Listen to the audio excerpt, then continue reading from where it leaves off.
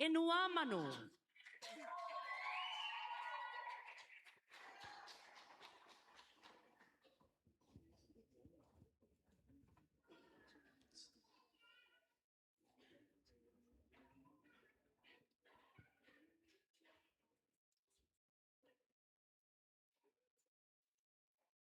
Kia ora te ariki ana o. Kia ora te ariki ana o Yesu. E kia ana a Yesu ki Bethlehem a Judea.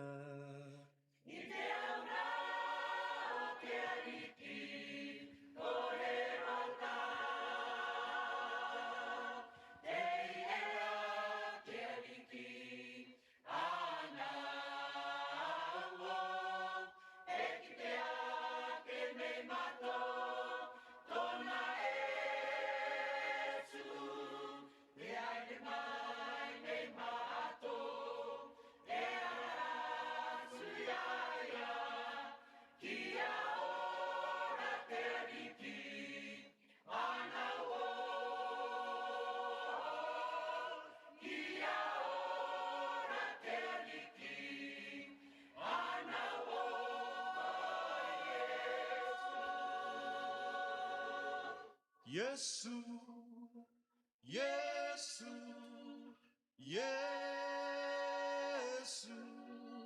takutamai tiaka pere pere aya. E ariki te vaine, kawairai koe, atinga kakara, e aka ongi ki te metua. Ariki mai tangi aroa, mai amato, e ariki ngā te noku. Yesu, Yesu, akararo amai, tamai tomato autu kino ravarai, tamai tomato autu kino ravarai. Kia tuturi te auturi, katoa kiraro, katoa kiraro. E kia ki te awarawarae. Koi Yesu Mesia, te atu, te atu. Ingoa ke te ike ingoa ravarai. Nei te rangi ki raro, i te nuane. Aere mai parua pai tatu ara. Ki unai te rakau akamai karawaria. Oro matona ora amano te tangata nei. Mei te rangi ki raro, i te nuane. Haere mai marua pai tatu ara. Ki runga i te rakau akamai karawaria. Oro matona ora amano te tangata nei.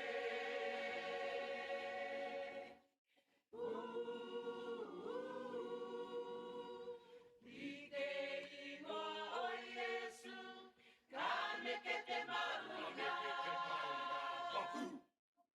Mukuru, ngā repu te kare o te moana. A ka korona ia aia, e motu kore.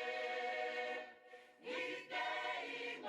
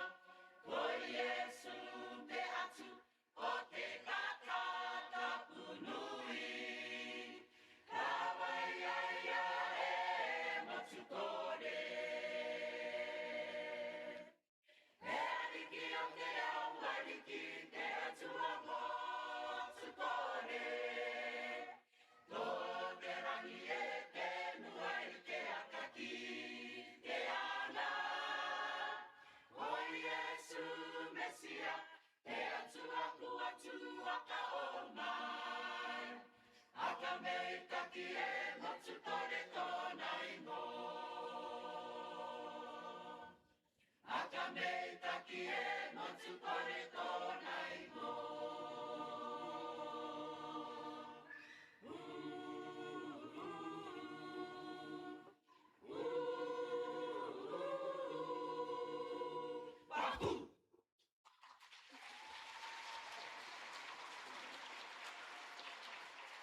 Me taki atu paka e to e noa mano, ku aka ie teo a pai anga reo.